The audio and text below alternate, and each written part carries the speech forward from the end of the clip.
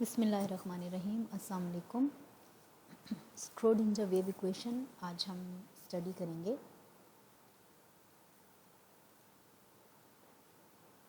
तो Schrödinger wave equation ये हमारे पास बेसिक जो स्क्रोडिंजर वेव इक्वेशन है वो है। आज हम देखेंगे कि इसके अंदर इन सब चीज़ों का क्या मीनिंग है, लेकिन इनका क्या मीनिंग है और यहाँ से हमें क्या ऑब्टेन होता है अगर हम इसके ऊपर वर्क करते हैं।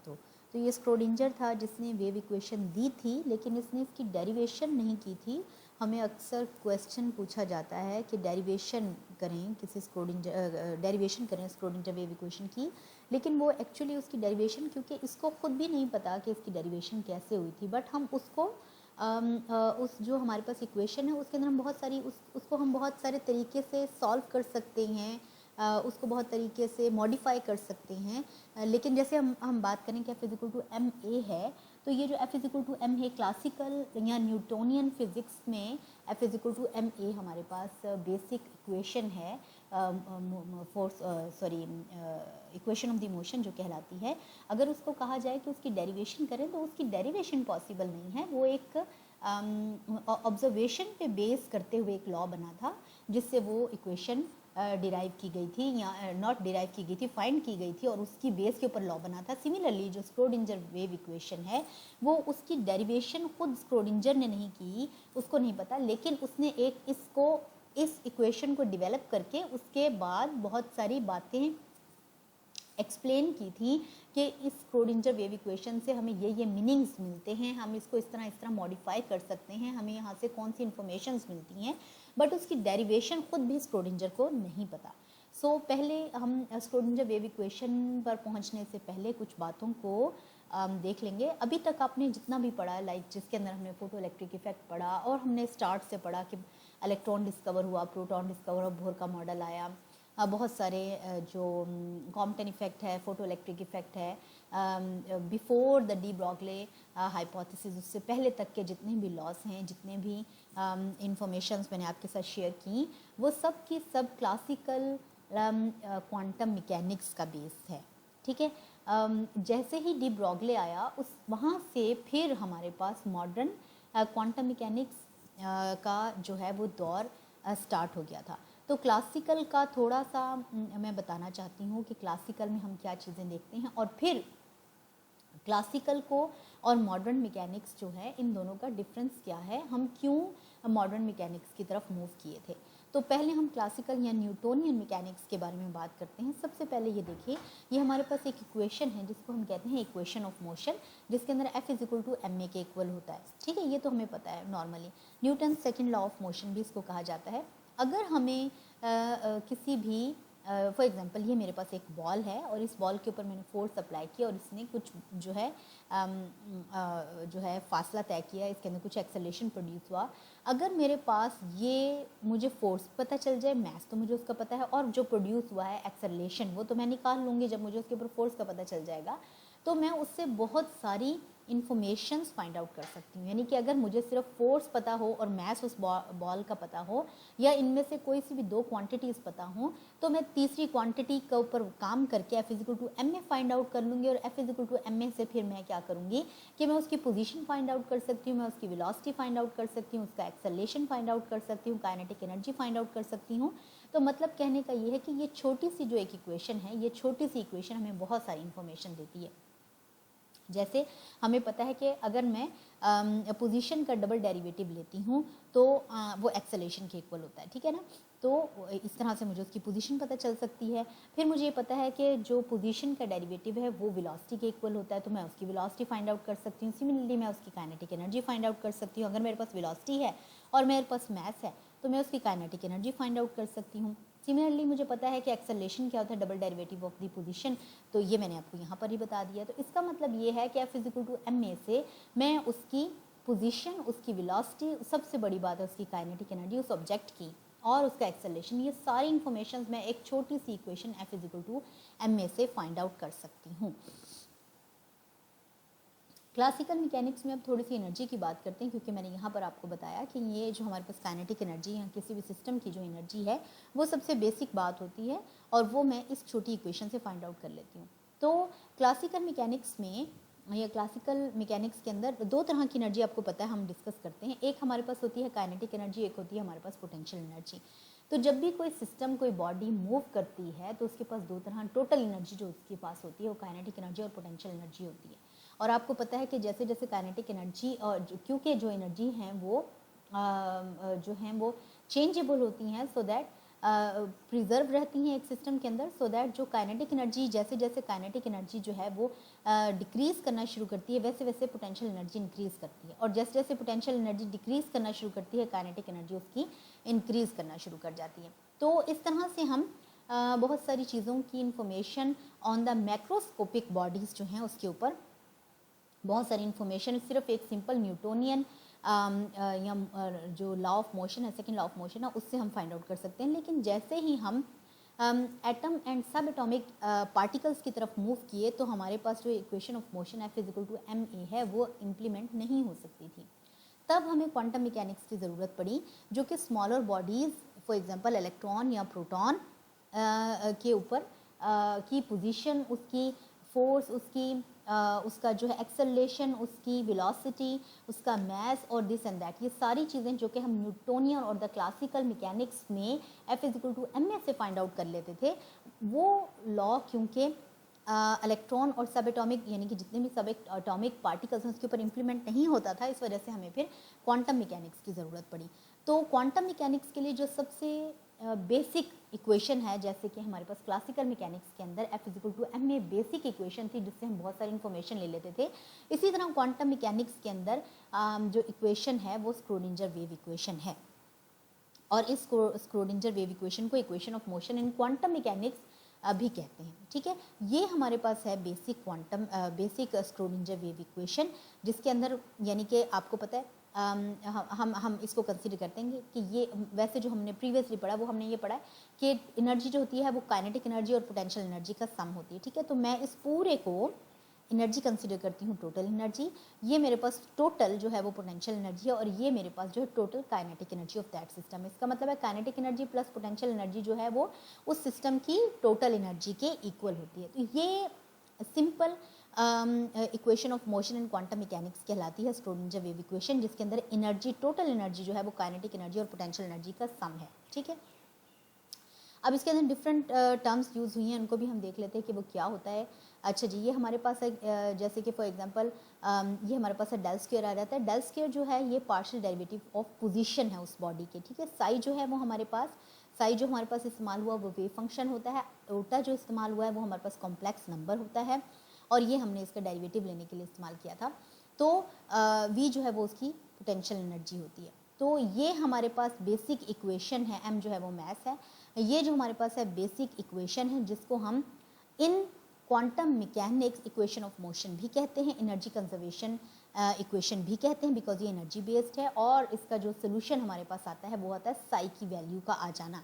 तो साई की वैल्यू का जब हम फाइंड कर लेते हैं इस इक्वेशन को सॉल्व करके, तो उस वेव फंक्शन से, इस साई की वैल्यू से फिर हम उसका स्क्वायर करके उसकी probability of that particle find out कर सकते हैं, उसकी एनर्जी फाइंड आउट कर सकते हैं, उसका एक्सेलरेशन फाइंड आउट कर सकते हैं। बहुत सारी इंफॉर्मेशन हमें हिडन होती हैं इस साई के अंदर। ठीक है, आई थिंक सो कि ये यहाँ तक अब आपको क्लियर है। अच्छा, साई का फिर एक ग्राफ, बड़ा मशहूर सा ग्राफ है, वो ये है कि इस तरह से साई की हमारे पास, हम क्यों कहते हैं कि जब भी कोई पार्टिकल, सब एटॉमिक पार्टिकल जब मूव करता है तो वो उसके साथ कोई ना कोई वेव एसोसिएटेड होती है, और वो जो वेव है वो साई फंक्शन यानी साई या वेव फंक्शन कहलाता है। और ये साई जो है ये इमेजिनरी वैल्यू है, ये एग्जिस्ट नहीं करती, लेकिन जब हम इसका स्क्वायर कर लेते हैं तो इसकी जो फिजिकल सिग्निफिकेंस है, जो इसकी प्रेजेंस है या जो इसकी वैल्यू है, वो फिर हमें बहुत सारी चीज़ों की इन्फॉर्मेशन देती है। तो ये ग्राफ हम पहले भी डिस्कस कर चुके हैं। इसने जो दिया था स्क्रोडिंजर ने, वो साई एक्स पोजीशन के बारे में, वेव फंक्शन की पोजीशन। ठीक है, लेकिन इसके बारे में उसने हमें साई, मतलब हमें इसके बारे में ये एक इमेजिनरी वैल्यू उसने दी थी, लेकिन उसके बाद फिर मैक्स बॉर्न आया था, उसने इंटरप्रिटेशन की थी इसकी और इसका स्क्वायर लिया था। तो उसने कहा कि जब हम इसका स्क्वायर ले लेते हैं किसी भी पोजीशन पर साई की वैल्यू फाइंड आउट कर लेते हैं, तो वो उसकी प्रोबेबिलिटी डेंसिटी या पोजीशन के बारे में बताता है। तो हमारा जो पर्पस है स्क्रोडिंजर वेव इक्वेशन से, वो इस साई स्क्वायर को फाइंड आउट करना है। ठीक है। तो अब हम यहाँ तक आई थिंक सो क्लियर है आपको कि हम किस तरह से स्क्रोडिंजर वेव इक्वेशन पर पहुँचे हैं और स्क्रोडिंजर वेव इक्वेशन होती क्या है, एनर्जी कंजर्वेशन इक्वेशन कहलाती है इन क्वांटम मैकेनिक्स, और इसको जो है एक और नाम भी दे देते हैं जिसे हम कहते हैं कि equation of the motion in quantum mechanics है, ठीक है। तो अभी हम स्क्रोडिंजर वेव इक्वेशन जो है उसको उसके अंदर बहुत सारी मॉडिफिकेशंस करके उसको हम देखेंगे कि वो किस तरह से हम डिराइव तो नहीं कहना चाहिए बट लफ्ज़ डेरिवेशन का इस्तेमाल होता है इसलिए हम भी कह देते हैं डेरिवेशन, बट डिराइव तो नहीं है एनीवेज। तो स्क्रोडिंजर वेव इक्वेशन को स्टार्ट करने से पहले आपको पता है कि हमारे पास जो अभी हमने प्रीवियसली ये देखी है कि एनर्जी जो होती है, टोटल एनर्जी जो होती है वो kinetic energy plus of potential energy के इक्वल होती है, और ये जो kinetic energy is equal to potential energy है ये in terms of Schrodinger wave equation quantum mechanics के अंदर इस फॉर्म में आती है। ये हमारी स्क्रोडिंजर वेव इक्वेशन है, ठीक है। इसको हमने डिफरेंट तरीके से मॉडिफाई करना है, ठीक है। It means for an electron if we know all about its energy we can know all positive answers of all possible answers of the all possibly derived question के, ठीक है। तो अब हम इसको स्टार्ट करते हैं।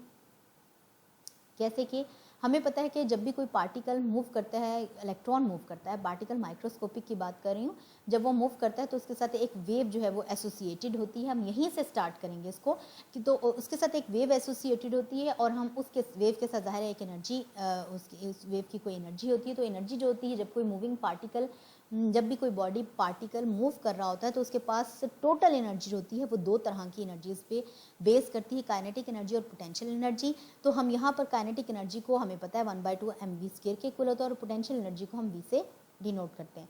आपको पता है कि अच्छा, अब इसको मज़ीद सिंप्लीफाई करने के लिए हम इसको m से ही मल्टीप्लाई करते हैं और m से डिवाइड कर देते हैं, तो ये हमारे पास बन जाएगी 1/2 m² v² divided by m plus of ये पोटेंशियल एनर्जी हमारे पास वैसे ही आ जाएगी।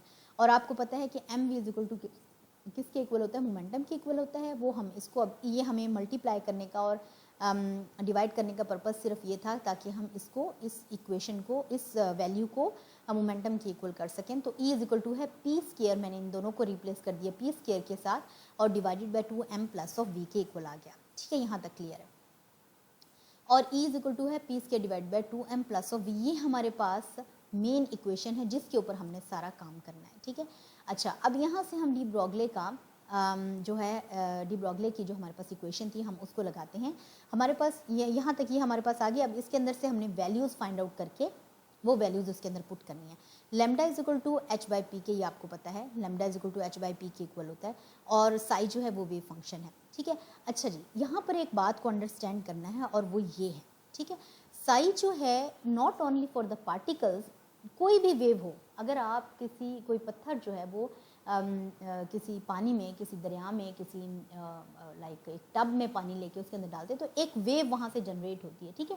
वो इमेजिन करें उस वेव के साथ, और वेव जो है वो पॉजिटिव डायरेक्शन में स्पेसिफिकली मूव कर रही है, यानी कि मतलब सिंपली पॉजिटिव डायरेक्शन के अंदर मूव करी। तो उस वेव के साथ जो दो चीज़ें अटैच होती हैं वो एक होती है, एक उसका एम्पलीट्यूड और एक उसकी फेज़, ठीक है। ये जो इस वेव का के ये जो यानी कि जो वेव है, वेव फंक्शन जो है वो कोई भी वेव के साथ ये चीज़ अटैच होगी कि एक उसका एम्पलीट्यूड और उसकी फेज़, ये दो चीज़ें उसके साथ अटैच होती हैं।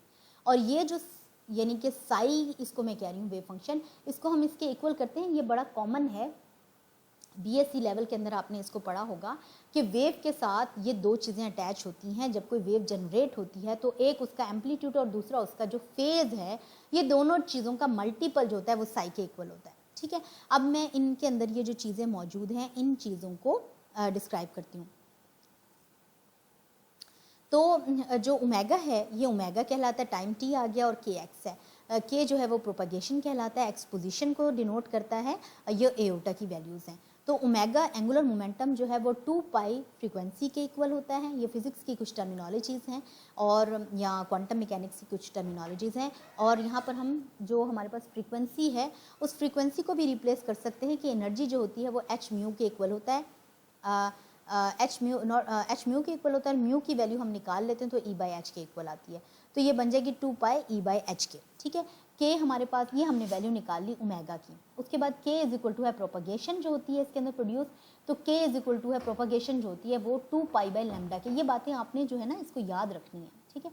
ये पहले से प्रूव्ड चीज़ें हैं जो हम इसके अंदर इम्प्लीमेंट कर रहे हैं इस स्क्रोडिंजर वेव इक्वेशन के अंदर। K is equal to 2 by lambda की इक्वल होती है। अब हम यहाँ पर जो है लैम्डा की वैल्यू को सिंप्लीफाई करेंगे तो lambda is equal to H by P के इक्वल होगा। अगर मैं इसको 1 बाई लैम्डा कर दूंगी तो पी बाई एच के इक्वल आ जाएगा, तो 2 पाई पी बाई एच के इक्वल आ जाएगा। अब ये वैल्यूज़ जो हैं यानी कि इसमें से ओमेगा की वैल्यू और के की वैल्यू, हमारे पास ये वाली वैल्यू और ये वाली वैल्यू, ये दोनों वैल्यू मैं इस इक्वेशन के अंदर पुट कर देती हूँ। ये हमारे पास था psi is equal to A dot E minus iota omega T minus of K X. यहाँ पर उनकी वैल्यूज पुट करने के बाद मैंने उसमें से 2 पाई बाय एच जो है, आप इसको पुट करके देखिएगा, मैंने उसके अंदर से 2 पाई बाय एच जो है वो कॉमन ले लिया, बाकी मेरे पास बच गया E T minus of P X के, ठीक है। तो साई इज इक्वल टू है ए डॉट ई माइनस आई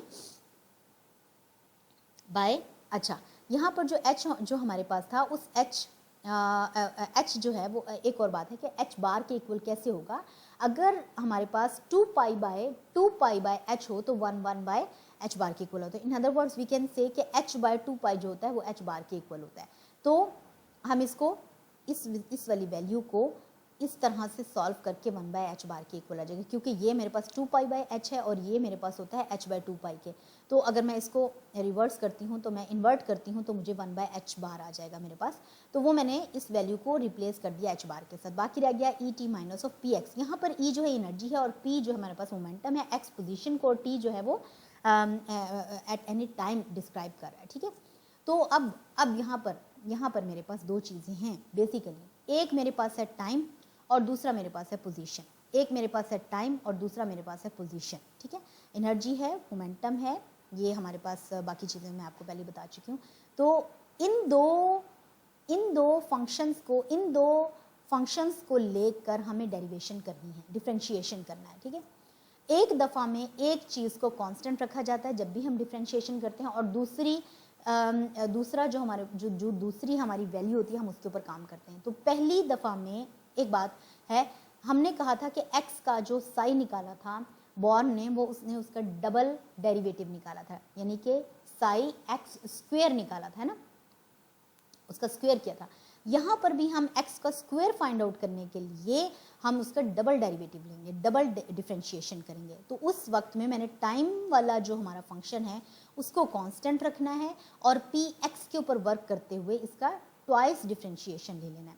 तो मैं इसका डेरिवेटिव लेती हूँ, derivative psi by D X with respect to X ले रही हूँ is equal to A I P by H. ये जो मैंने डबल डेरिवेटिव ले रही हूँ इसके ऊपर जब मैंने इंप्लीमेंट किया तो मेरे पास ये आंसर आता है, ये फर्स्ट डेरिवेटिव है।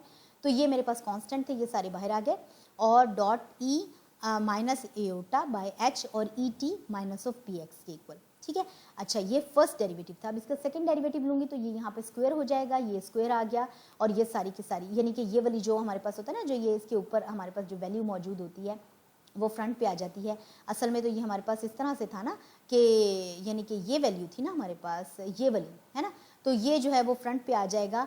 तो ये फ्रंट पे आ जाएगा तो वो उसका डबल स्क्वायर, वो उसका स्क्वायर कर देगा और ई माइनस ख़त्म हो जाएगा, जो सेकंड डेरिवेटिव के अंदर स्क्वायर जो हो जाएगा एओटा बाय एच आ जाएगा, E T minus of P X आ जाएगा। और जो एओटा स्क्वायर होता है वो -1 के इक्वल होता है, एओटा स्क्वायर जो होता है वो -1 के इक्वल होता है। तो हम यहाँ पर इसको मज़ीद सिंप्लीफाई इस तरह से करेंगे कि ये जो हमारे पास एओटा स्क्वायर आएगा वो -1 के इक्वल आ जाएगा, बाकी बच जाएगा P square by H bar square. ये ए हमने यहाँ पर लिखा, E I iota by H E T minus of P X. ये जो है हमारे पास ये सारा का सारा ये हमने सेकंड टू डेरिवेटिव यानी डिफरेंशिएशन जो हमने की है वो ट्वाइस कर दी है, और यहाँ से हमारे पास वैल्यू किसकी आ गई है, del square X by del X square is equal to -1 P square by X square A E, और उसका ये सारा फंक्शन। एक बात हो गई। अब फिर इसी इक्वेशन के ऊपर हमने डिफरेंशिएशन अप्लाई करना है।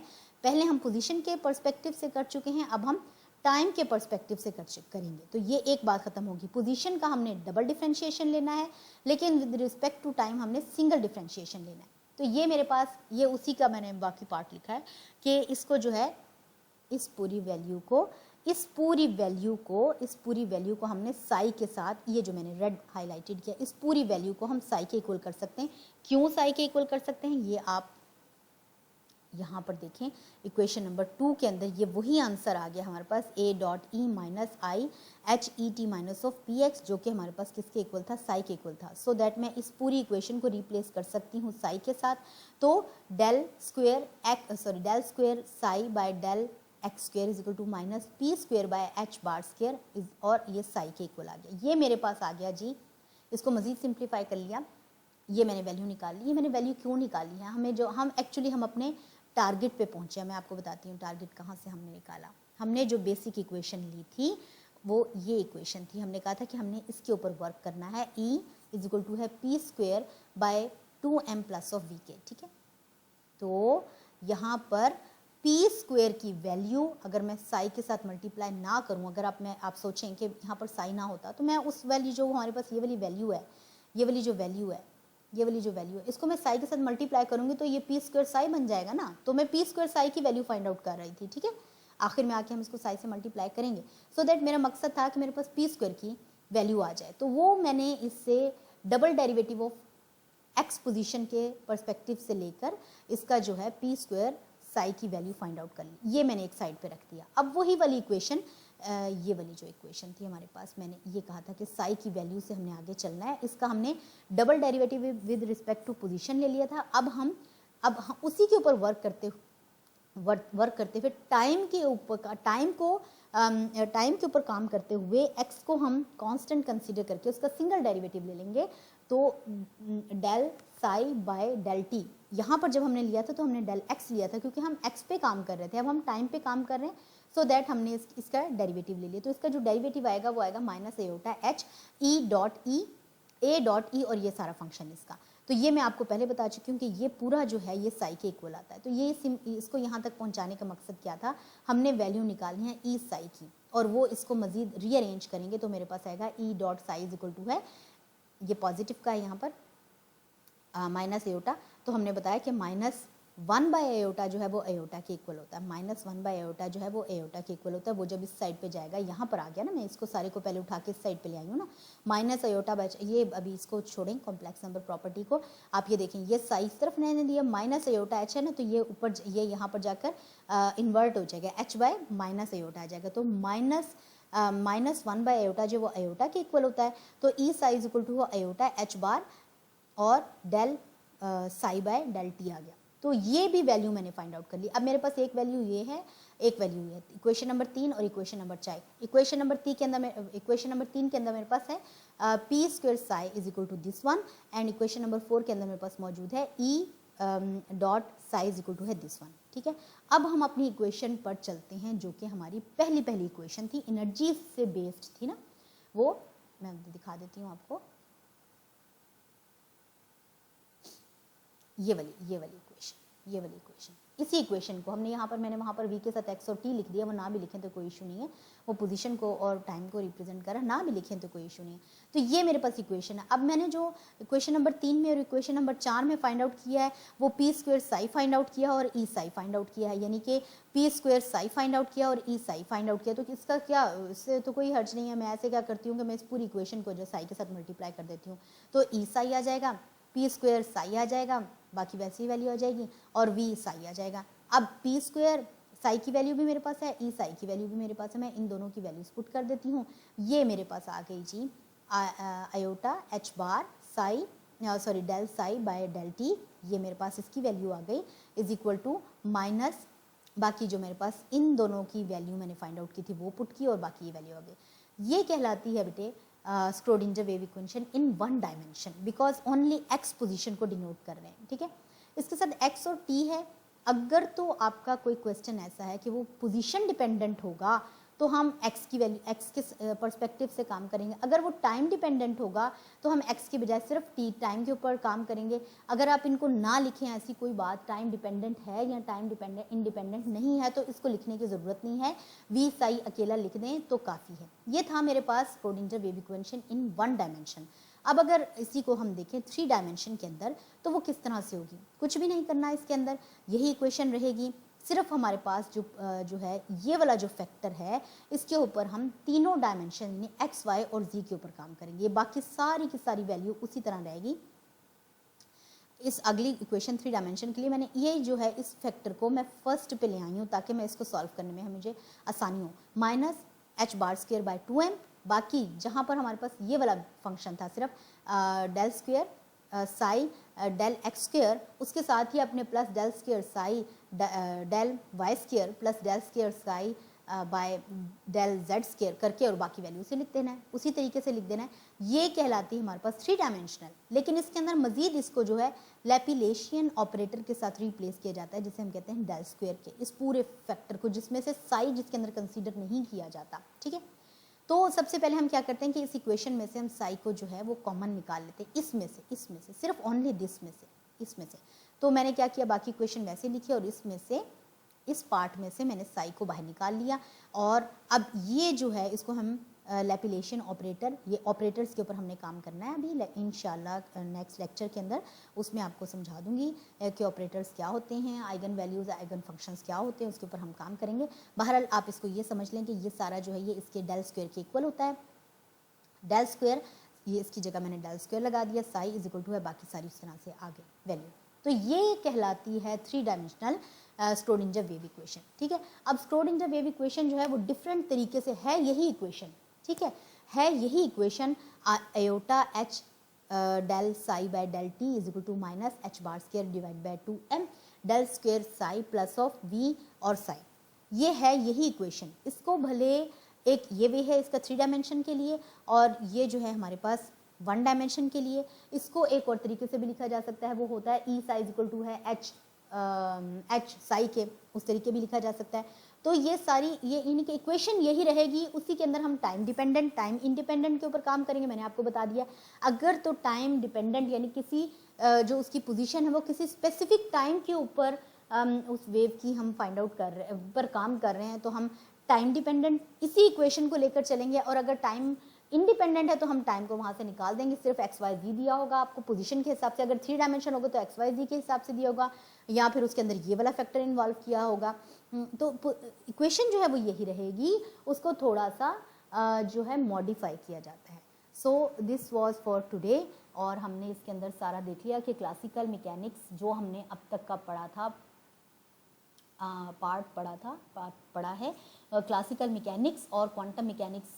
क्लासिकल मैकेनिक्स से हम जंप करके क्वांटम मैकेनिक्स में आ गए हैं। अब स्क्रोडिंजर वेव इक्वेशन जो है वो बेसिक है, जैसे कि बेसिक है क्वांटम मैकेनिक्स की, और इसके अंदर जो साई है, जो वेव फंक्शन है, वो बेसिक है जिसका अंडरस्टैंड करना, और उसकी वैल्यू से फिर उसकी वैल्यू अगर हमें पता चल जाए साई स्क्वायर की प्रोबेबिलिटी डेंसिटी की, तो हम उससे बहुत सारी चीज़ों को फाइंड आउट कर सकते हैं। तो ये आज का लेक्चर था। ठीक है जी, थैंक यू सो मच।